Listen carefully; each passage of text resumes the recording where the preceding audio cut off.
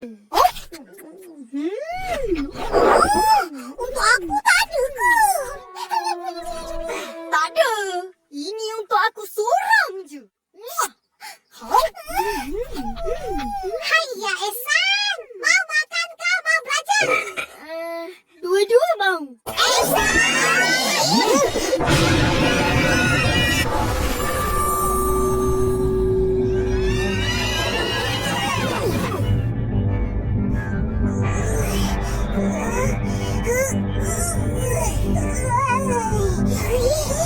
Risau apa di mana pula ni?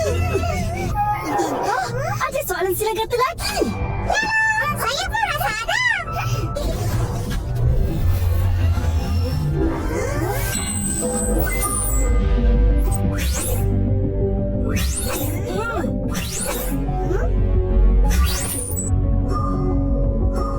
Apa ini? Saya tak faham. Aku rasa dia suruh kita teka dan isi ruangan kosong dengan perkataan yang betul.